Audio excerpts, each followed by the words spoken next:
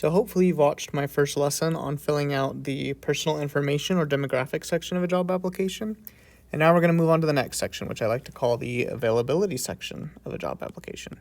Okay, this is the second piece that appears in our McDonald's job application. So your learning target for today is I can complete the availability section of a job application. And you'll know you can do this when you fill in, again, all required fields in the availability section, which in this case is going to be every single spot. Okay, and I'll kind of show you how to fill that out.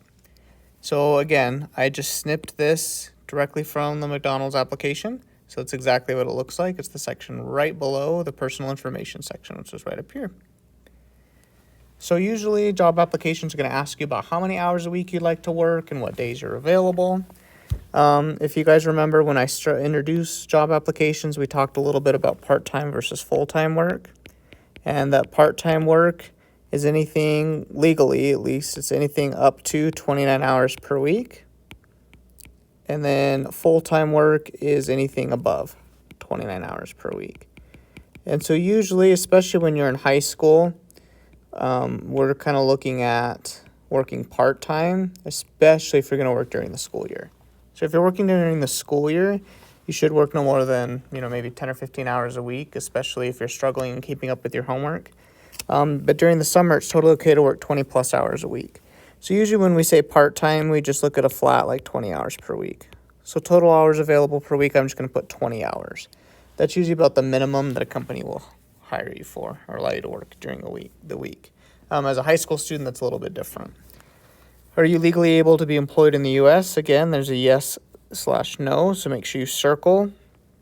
I say some of you would just write yes or no next to it.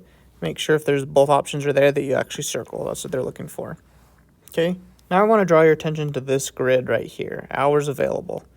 And what they're looking at here is for each day of the week, Monday, Tuesday, Wednesday, Thursday, Friday, Saturday, Sunday, is for you in the top part of the box to put the hour, the soonest hour you could start, and then the bottom part of the box put the latest that you could work that day, okay? And what I want you guys to think about is during a normal school day, I know it's a little different right now because of COVID, we end about an hour early, but normally the school day ends around 3 p.m.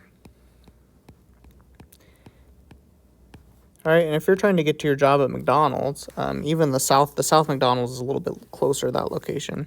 If you're trying to get to your job at McDonald's and you're not getting out of school until 3, and you have to change into work clothes and say you have to walk there because maybe you don't have transportation, it might take you a little while to be able to get there. So you probably couldn't start until 4 p.m., especially if you were going to take the bus to get there. However, if you can maybe get a ride there or you can drive yourself there because you're old enough to drive, you could potentially start as early as 3:30 p.m. So let's just say, for the sake of the example, we can start at 3:30 p.m. Note, I'm going to write 3:30 the time, and I'm going to indicate whether it's a.m. or p.m. because McDonald's is open 24 hours. So if I didn't say 3:30 p.m., they might think I meant 3:30 a.m. And it's a school night, so let's say we're not going to work any later than 8:30 p.m. That's a 5-hour shift right there, which is pretty standard for McDonald's starting out. I can't work Tuesdays because I got baseball practice on Tuesdays, so I'm not just going to leave it blank because a blank spot indicates that I'm available that entire day. I'm going to just put a slash through it instead to indicate that I'm not available at all on that day. And I'm also not available on Sundays. Okay, and then maybe say Wednesdays, I like to get some extra help after school, so I can't start until 4 p.m., but I could work until 9 p.m. on Wednesdays. Thursdays, I'm back to the previous availability. And then on Fridays, it's not a school night. I still can't really start until 3:30 p.m., but I'll say, hey, I can work until 10 p.m. if you need me to. And there are some labor laws that affect how late you can work until you turn 16 and then again until you turn 18. And your managers at the scheduling, person in charge of scheduling at the restaurant will be aware of that. And on Saturdays, maybe I can start as early as 8 a.m. and work until as late as 10 p.m. So it opens up your availability for Saturdays, maybe working a double shift. So you might even work 8+ hours on Saturdays. Then how did you hear about this employment opportunity? In another lesson, I talked to you guys about 4 main ways to find a job, right, or find out about available jobs. And you guys did a 1-pager on this. I'm just going to make this up. When you guys fill out the job application, you make it up as well. I say a posted sign, but maybe you heard about it online or on Indeed.com or from a friend or a family member. How far do you live from the restaurant?